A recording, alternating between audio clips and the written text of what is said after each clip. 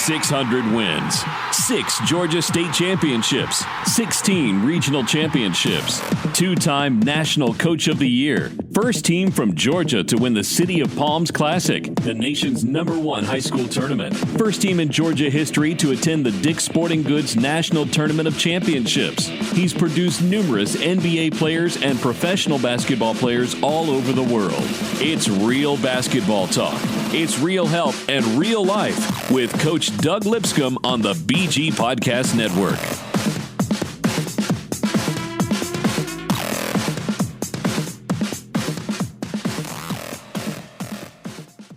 And welcome back to Coach's Corner on Real Life Basketball. The coach, Doug Lipscomb. 600 wins, multiple state championships, all that. Coach, I don't give you the accolades every show like I should, but you know what? Folks need to go back and listen to our first episode. I went back and listened to that the other day, and you know what? When I interviewed you, we did a pretty good show, didn't we? Yeah, and it was fun. It was fun. That was the very first one. Now we're into show 13 or 14. I can't remember the time. We're on twice a week now. Started off once a week. Now we're on twice a week. And we're on here because of you guys keep downloading the show. You keep listening to the show. And, you know, we would be remiss without saying this, Coach. The coaches have made our show possible. You know, we've had a lot of good interviews. This past week we interviewed Jay Billis. Great interview. You know, we got our great friend Jerry Myers up at 247 Sports. Great interview. Memphis commercial appeal writer John Varlas came on with us. Great interview. You know, but the coaches at the end of the day have what's set this show apart. And no, we're not talking about interviews with John Calipari, Mike Krzyzewski, Rick Pitino, although we'd love to have them on Coach's Corner sometime. We're talking about coaches like George Washington from Pebblebrook High School, retired coach David Boyd, Delta State's Jim Boone, you know, who else? Tyrone Johnson, retired from Whitfield Academy. Amir Abdul-Rahim from Texas A&M. Yeah, Stan Jones, Florida State, the assistant coach down there. We could go on and on and on. And you coaches are what makes this fun for us. And what makes it fun for the listeners, because a lot of times the listeners, you know this from being a head coach, Doug. Head coaches have to be very guarded on what they say sometimes, because they're like politicians or preachers for that matter. They're always under the microscope. If they say one thing wrong, it could offend this recruit or that recruit. And a lot of times these assistant coaches or college coaches or high school coaches are just keeping it real, like we always say. Wouldn't you agree? Yes, and let me state this right here. I think when you start to have to deal with the public, you also need to make sure that they understand what you're saying. Right. Because they'll say in a heartbeat, oh, I thought you meant. No, don't thought I meant. Understand what I'm saying. And I think that's why a lot of times coaches are reluctant to say a lot. That's right. That's right. That's why we try to keep it real here. No matter what side of the aisle you line up on, you know what? The good Lord has been good to each and every one of us. Do something nice to somebody today. Let's go to our interview with Jamy Bechler. Talk to him about success, not only on the basketball court, but in life. And welcome back to Real Life Basketball. Darren Sutherland here with the coach, Doug Lipscomb, the legend. How you doing today, Coach? Great. Doing good. Man, it has been a great week, and here we are with Coach's Corner this week. And on the line with us from up in the Midwest, Jamy, where are you from, my man? I didn't even ask you. You're in Indiana, right? I was in Indiana for a little bit. Hoosier hysteria, land of basketball. But I grew up in Michigan, and I currently live just outside of Cleveland, Ohio, in a little city called Akron, Ohio, that people might know for LeBron James, home of LeBron. I understand. We're on the phone with Coach Jamy Bechler.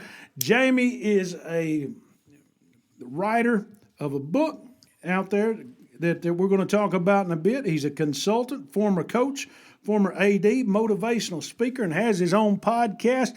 Jamy, tell the folks, Coach Bechler, tell the folks out there a little bit about yourself this morning before we get started.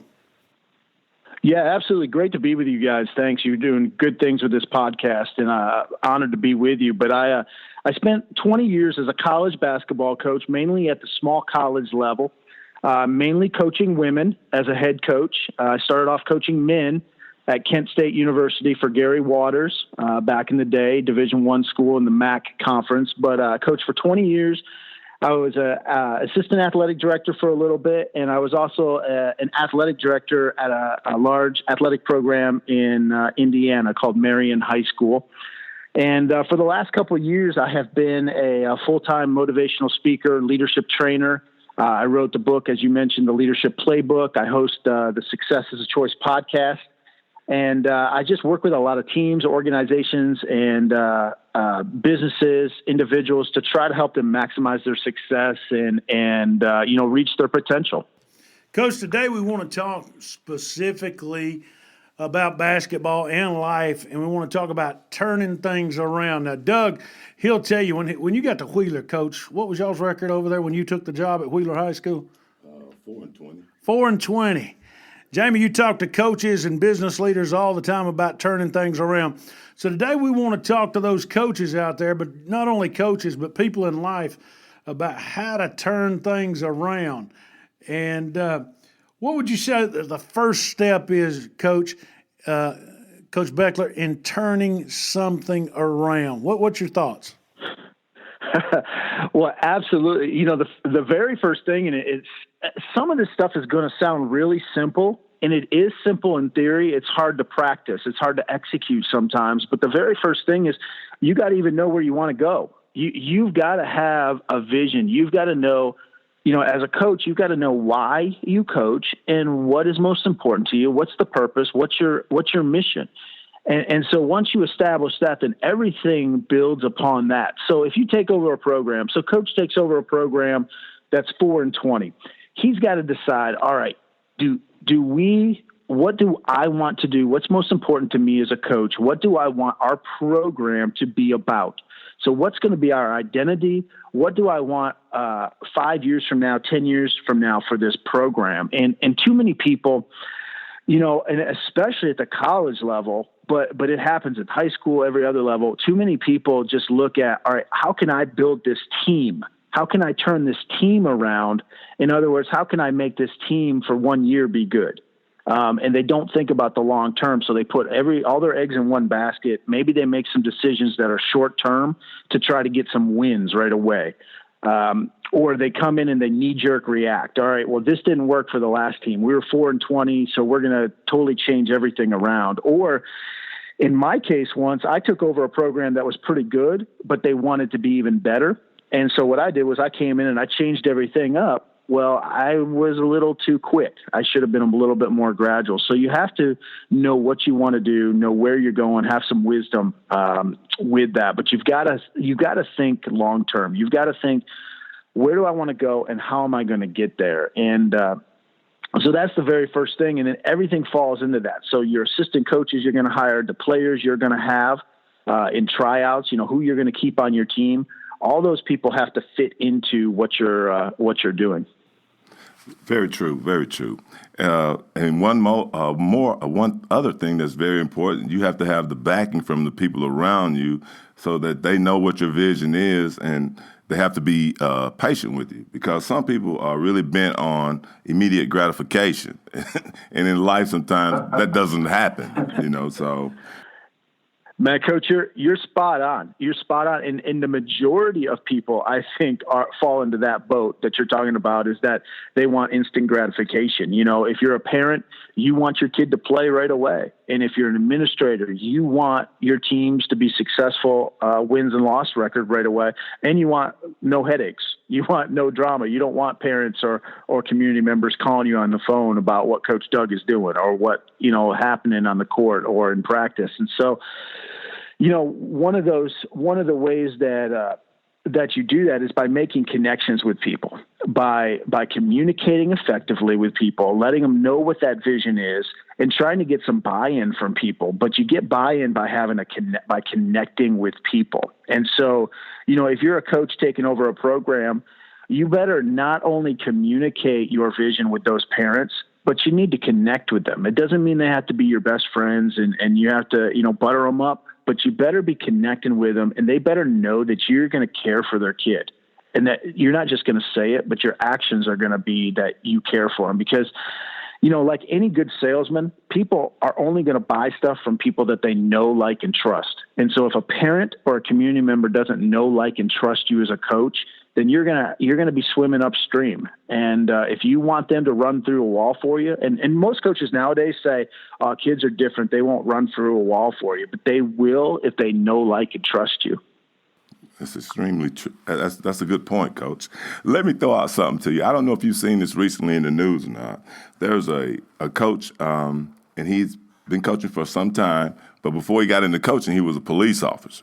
Okay, so when he started coaching, the parents were so bad that this man is going to retire this year, and he's getting the backing from the AD that these people wanted to confront him about playing time and things of that nature. And he said he didn't feel safe about it because there was nothing he could do, actually. He wanted to be in a position but he couldn't because they would confront him after practice and after games. And I really hate that situation for him. But as you said before, parents are very unrealistic about their children. Yeah, they can be. And there's a coach out in Iowa, and I forget his website address, but his name is Nate Sanderson. And he wrote an amazing article about not dealing with parents, but engaging with parents and how to interact with parents, not to deal with them. Because we always, as coaches, talk about, I got to deal with parents, or, this and that, dealing with parents. And Coach Sanderson's won a number of state titles out there in girls basketball. And he said, don't deal with them, engage with them, get them on your side, work with them, figure out roles for parents. And certainly it's easier said than done. And as I said at the start, a lot of this stuff is good in theory. It's hard to execute sometimes because it takes work.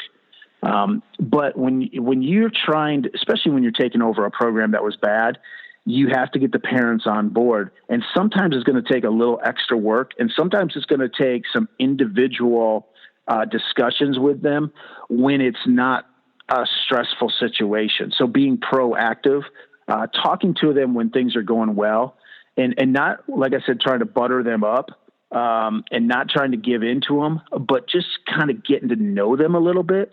So maybe that's not going to eliminate them, ripping you or criticizing you, but it might keep them from doing that for 1 or 2 days. It might prolong that process. They might give you the benefit of the doubt, one extra practice or one extra game, because that's what you're trying to do. You're trying to win them over one at a time, and not that you're going to play their kid, but that you're going to have the kid's best interest as it relates to the team concept from basketball standpoint, but as it's going to relate to life from the kid's perspective.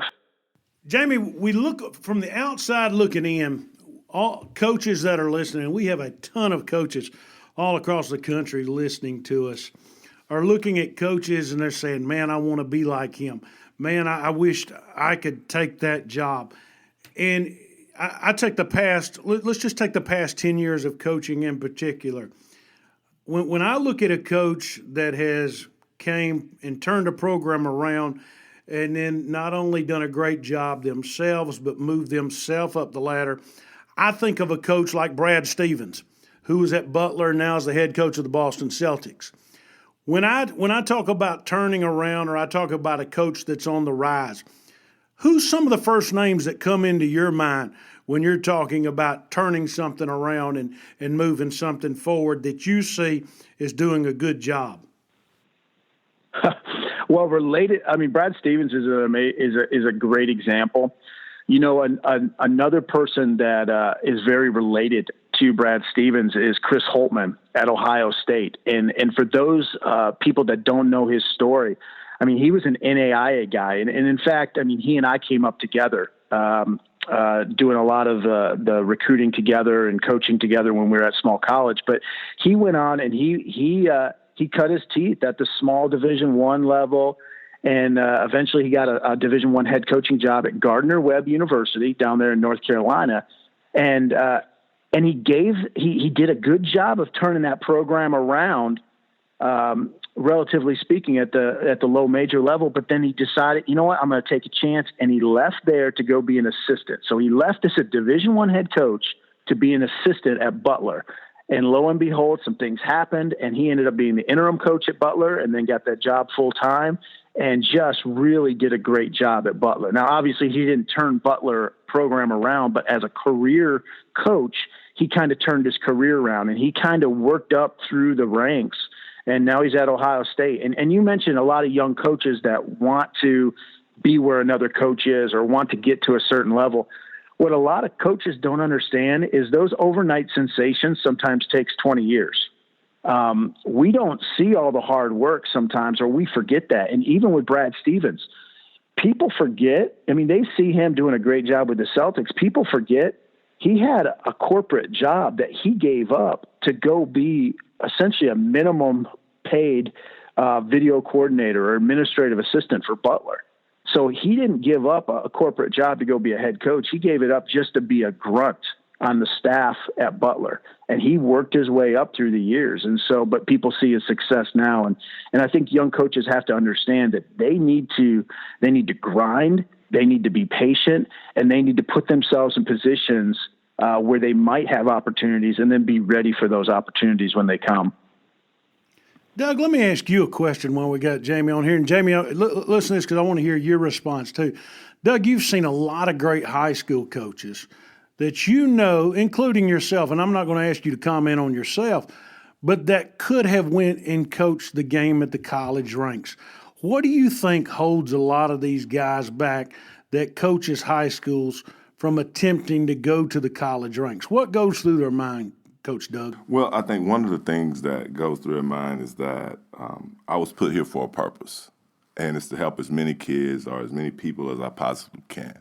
And I think when you see it in that mindset and you've been in it long enough where you see people are being successful that have come through your program, it's very hard to leave that. And when they come back and they show you appreciation and they want you to continue to help other people, and then when you start to be recognized as somebody that can help people get to the next level, you know, that's why you're involved in things. I think I'm involved in it because I want to be able to, for people to say, hey, man, he helped as many people as he possibly could in a positive manner, you know, to get to the next level.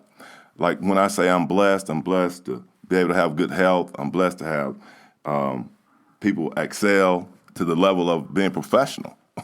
I mean, that's about as high as you can go in that aspect of being a coach. Right. Yeah, Jamy, what's your thoughts on that?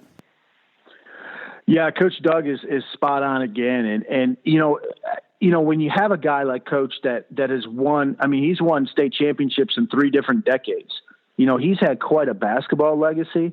But my guess is when those pro players and when those guys that went to college, or even the guys that didn't end up going to college, when they come back 10 years, 15 years, 20 years later and say thanks, or when they say, man, Coach really had a profound impact on my life, I'm sure that means more to him than those state championship rings, because that's the true legacy that coaches are leaving. Because at the end of the day, coaches are just people that are taking individuals from where they are now to where they want to be, to where they need to be.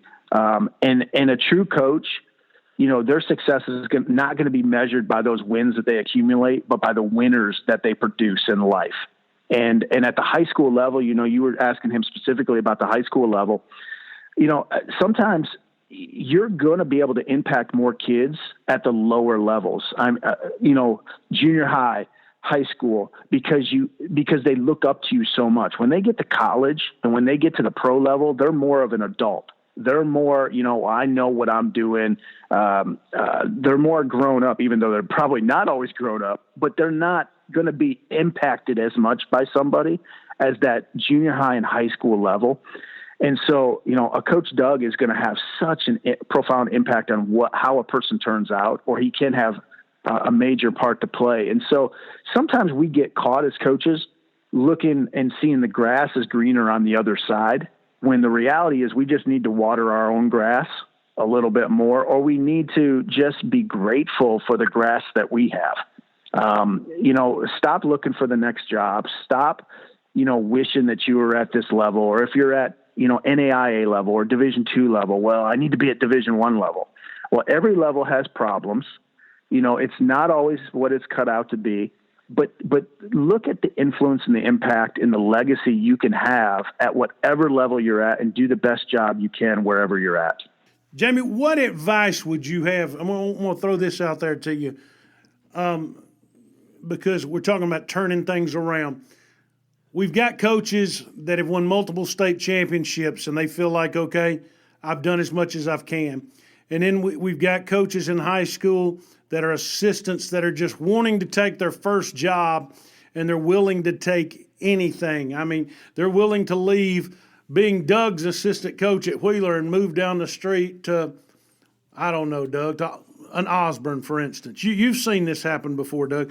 What advice would you have for them, Coach Jamy, that hey, before you take this next step, how do they make sure it's the right move for them, or should they wait? What's your thought on that? A lot of times, and every situation I know is different, but what should go through their mind in making that decision? Yeah, great question, Darren. And I would say, first of all, you have to be patient, and you have to look at things from a macro level, from a 30,000 foot level sometimes. And I know as coaches, especially young coaches, we want to have that head coaching job. We want to run our own program because we all think that we're smarter. You know, Coach Doug could win 6 state championships and I'm his assistant. I still think I'm smarter than he is. You know, and that's the problem sometimes with us is we think that we're smarter. We think that we're ready. We think that, you know, we've got the world by its tail. The problem is too many of us as young assistants take a bad job. And then all of a sudden we get into a cycle of we can never get a good job. We can never get out of it. A lot of times these jobs, when we take over, if they're losing jobs, they're losing for a reason.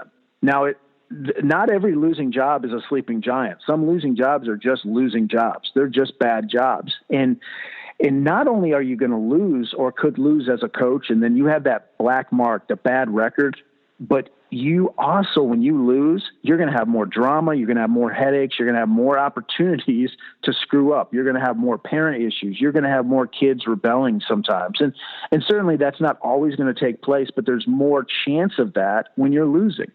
And so how are you going to react to that? And are you going to get a negative recommendation for your next job because you didn't handle some of the things at this current job very well? So you want to be extremely, extremely wise about the next job you're taking. And don't just take a head coaching job to get head coaching experience, because you can be the JV head coach. And I know that's not as glamorous as being a high school varsity head coach, but if you're the JV head coach and you do well there, you can spin that you have head coaching experience. You can ask your head coach for more responsibility in practice.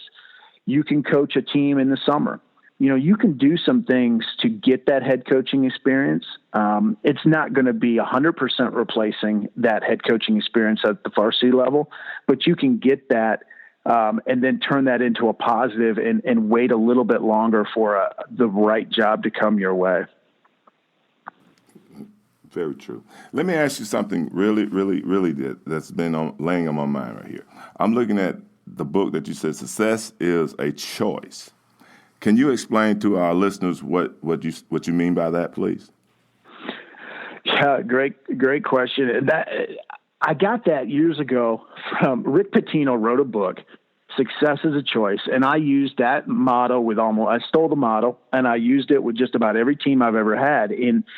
Every single day we're faced with hundreds of choices, and most of those choices are very simple choices. But all those choices add up to what we do that day, and what we do that day builds for the next day and for the next day, and they create habits, and we are what we repeatedly do. Therefore, we're a sum total of our habits, and some good and some bad, and we get to choose what we're going to do. And we get to choose whether or not we want to have successful habits or negative habits or failing habits. And so, you know, it starts off, I mean, this morning I got up, I made my bed. So I started off, one of the very first decisions I made in the morning was to do something positive and to make my bed. And I didn't want to make my bed. Why should I make it? I'm going to get in it again later on, and nobody's going to see it during the day. But you know what? I know it. And so I made that choice right from the start to make my bed. And every choice from there on out throughout the day, I'm trying to make the best possible choice I can so that I develop the right habits, because what you see in business and life in sports is that success in our championships. Coach, when you won those championships, you didn't win them because you happened to show up on the last game of the year and play great. You won them because you showed up in October at practices and you played great in practice, or you worked on things. And in November, in January, in February, that's when you were winning those championships, because you were building the habits that led to that final game in March. And that's how we need to approach things, is that if we want to be successful, then we need to choose each day to be successful, so that when we really need to call upon that, we can. It's not just a light switch thing where hopefully we'll have it because we were born talented. No, we'll have it because I've done it every day in practice, or every day I go to class and I work hard and I have a good attitude. And so we can choose, because we can't always choose what happens to us, but we can always choose our response to those things. We can choose how we deal with those things that happen to us. Jamie, before we close out, I got to ask you this question here, and because a lot of our listeners don't understand this, because they see the high school basketball in their community. You managed you were the athletic director at a high school in Indiana, if I'm correct, with a 7,500 seat gym. Tell us in layman's terms, and to all the coaches around America and around the world that are listening in today on Real Life Basketball, the attitude about Indiana high school basketball and what it's like, because a lot of people never get to see it. We understand, we're doing the show from Atlanta, so we see it a lot with high school football, just like they do in Texas. But a lot of people don't understand Indiana high school basketball. Give us a rundown of that. Yeah, Darren, you stole some of my thunder there. I was going to say it's very similar to Georgia and Texas football, with the stadiums and the fervor and the excitement on Friday nights. But Hoosier hysteria is real, and what you see in the old movie Hoosiers, it's not quite like it used to be, but it's still very similar, and that's a big deal. And some of these towns in Indiana, I mean, right now, currently in the country, out of the top 15 gyms in the country for high school, 11 of the largest high schools in America are in Indiana. Indiana is crazy about basketball, and some of these towns, their gyms are larger than the town. They might seat 5,000 people, but they only have 4,000 in their town.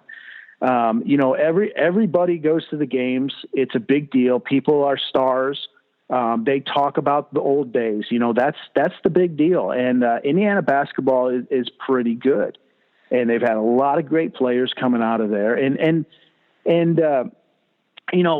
part of it is the mystique, because for so long it was single class basketball, where the small schools could play the big schools. But now, last 15, 16, 17 years, maybe, it's been class basketball like most states. But it's great basketball. Where I was at, like you said, 7,500 seat arena.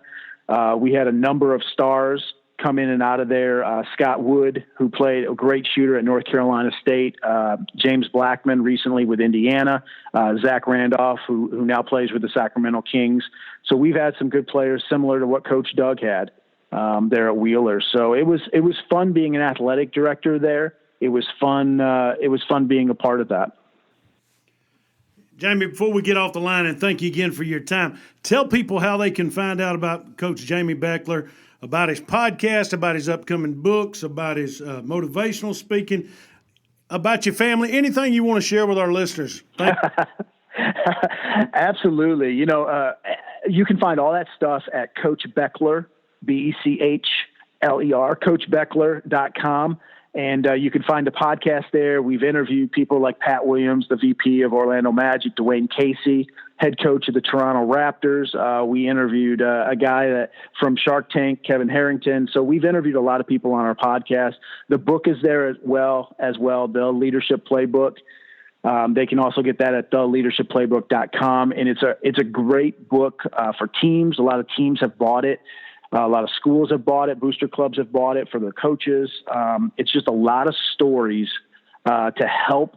The subtitle is Become Your Team's Most Valuable Leader. And every team's going to have one most valuable player, but you can have 15, 16, 17 most valuable leaders.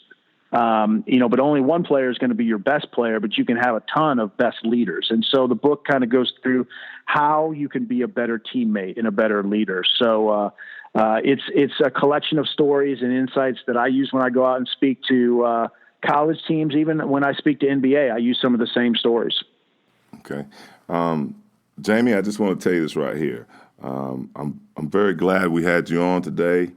And I love when you said Zach Randolph.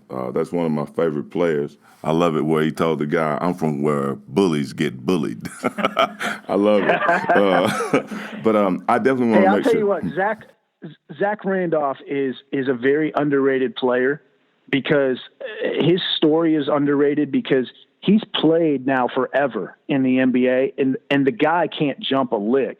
He's not athletic, but he has great hands, great footwork, and he has an unbelievable work ethic. And he was a punk. He was a dude that got in trouble early on, and he changed his life around. And he's a great success story of how you can make it. Even when you make poor choices to start with, you can rebound from that. And you don't have to be the most athletic guy, and you can still make it. Yeah, he's a great story, Coach. But having said that, I'm definitely going to be in touch with you in the near future. Absolutely. Would enjoy it. Jamy, we appreciate it. Hold the line for me for just a second. Folks, this has been Coach Jamy Bechler on the Coach's Corner with Coach Doug and Darien on Real Life Basketball. Thank you, Jamy. And great interview again, as always, with Coach Jamy Bechler. Success is life. Thank you guys for listening to our podcast. We hope you listen to Coach Jamie's. Coach, what'd you get out of that interview today? Well, I like his leadership skills, and he's definitely a very positive person. Yep. Keeps it real.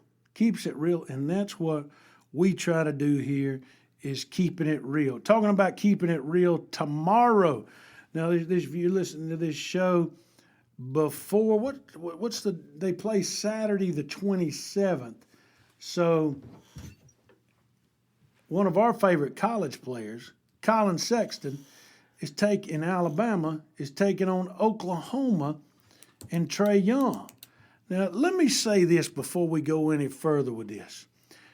Trae lost a game the other day, and Joker been scoring 35 points a game, 20-something rebounds, and it didn't doing it 10 games in a row. We talked last week on our show with the guys out at Prep Sports Oklahoma, and they talked about Trae. And people give him a hard time. I mean, Coach, what we got to say? We got these people that are looking for bad stuff to happen to kids when they have one bad game out of 10. It's just crazy, don't you think? Well, yeah, that goes along with the game itself. You're always going to be criticized, no matter what you do, if it's good or if it's bad. Let me tell you this. This is how simple life is, okay? You crack 10 eggs and cook 10 eggs. I promise you, one of those eggs is going to taste better than the other 10. And one of them's going to taste worse than the other 10 because life circumstances dictate it. It could be time. It could be anything. I know that's a crazy analogy, but I always come up with crazy analogies. But Trae Young plays Colin Sexton, Alabama and Oklahoma. Who you liking in that game, Coach? Well, I hope that Colin's going to be able to play in that game and up to his full strength. I like Trae. So, of course, I'm pulling for Alabama, hands down. Yeah. So they got Daniel Giddens on that team as well, another kid from our area. So I'm going with the Tide. And plus, I like Avery Johnson. You know what? I got to give you kid. And I hope the Tide wins because I'm SEC first. And I hope Colin is well enough to play in that game. But, we kind of laughed when Mark Fox and Georgia beat Alabama. But let me say this. I watched Giddens the other night when Colin was hurt and Alabama played Auburn. And, Auburn lost their big center, Austin Wiley, which is a bunch of crap, and we all know it, and it should be. But Giddens played a heck of a game that night without Colin in the game. And Alabama beat Auburn. So, but that's how, we're going to do a show coming up very soon on the SEC and the ACC. The SEC is very competitive this year. Very competitive. Anybody can win any given night. I mean, at the beginning of the year, who was that you chose to win the SEC? Do you recall? You're going to make me remember it, too, I know. right? I think she had Vanderbilt, if I'm not mistaken. No way. I like Florida. I think I said Florida too.